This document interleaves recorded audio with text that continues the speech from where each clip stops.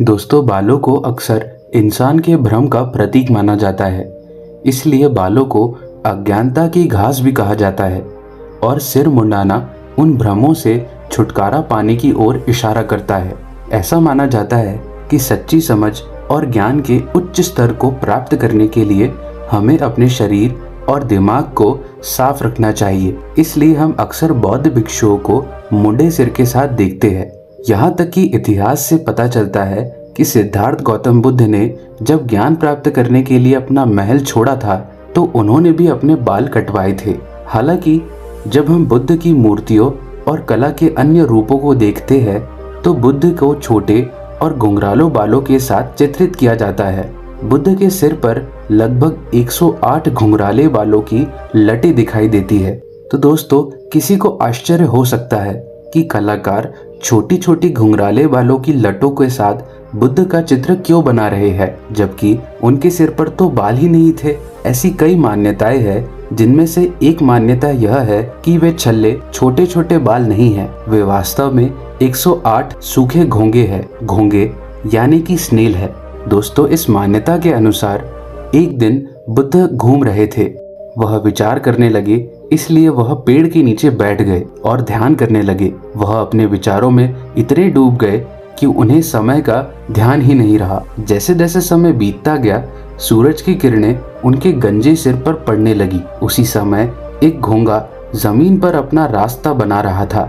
घोंगे ने देखा कि बुद्ध उस गर्म दिन पर ध्यान कर रहे हैं। हालांकि वह पेड़ के नीचे बैठे थे, फिर भी सूरज की तीखी किरणें उनके सिर की ओर आ रही थी।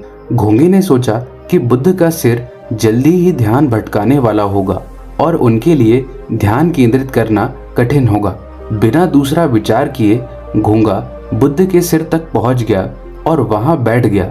उसके चिपचिपे शरीर ने बुद्ध की चिकनी और नंगी त्वचा को ठंडा कर दिया। दूसरे घोंगे भी पहले घोंगे के पीछे पीछे उनके सिर तक गए और वहीं जाकर बैठ गए। सिर पर घोंगे सर्पिल किसी साफ सुथरी टोपी की तरह दिखाई दे रहे थे।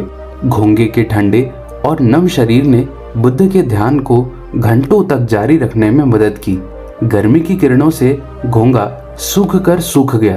बाद में शाम को जब बुद्ध ध्यान के बाद खड़े हुए तो उन्हें पता चला कि उन्होंने 108 घोंगों की टोपी पहनी हुई थी, जिनमें से सभी ने बुद्ध के ज्ञान प्राप्ति के मार्ग के लिए एक व्याकुलता मुक्त वातावरण बनाने के लिए अपना जीवन दे दिया था। अब क्योंकि घोंगों ने बुद्ध के लिए अपना जीवन दे दिया था, इसलिए अब उन्हें शहीदों के रूप में सम्मानित किया जाता है। इसलिए हमें उनके बलिदान के लिए याद दिलाने के लिए उन्हें बुद्ध की मूर्तियों पर दिखाया जाता है। दोस्तों, बुद्ध के सर पर 108 घोंगों की कहानी एक दिलचस्प कहानी है, लेकिन दोस्तों यह ध्यान भी रखना जरूरी है कि यह एक काल्पनिक कहानी है। इसमें सच्चाई से कोई नाता नहीं है। दोस्तों, इस गलतफहमी से बचने के लिए सच को कल्पना से अलग करना और सटीक जानकारी देना बेहद जरूरी है। हालांकि कहानी दिलचस्प हो सकती है, लेकिन इसमें ऐतिहासिक सबूतों की कमी है और यह कथा बौद्ध धर्म ग्रंथों या शिक्षाओं का हिस्सा नहीं है। दोस्तों, बुद्ध को कर्ल के साथ क्यों चित्रित किया जाता है? छोटे रिंगलेट कर्ल यानी कि घुंघराले बालों की लटों के साथ बुद्ध का चित्रण एक कला का प्रतीक है। कर्ल यानी कि लटों की संख्या हर मूर्ति में अलग हो सकती है, लेकिन इसका मतलब सूखे घोंघों से बिल्कुल भी नहीं है।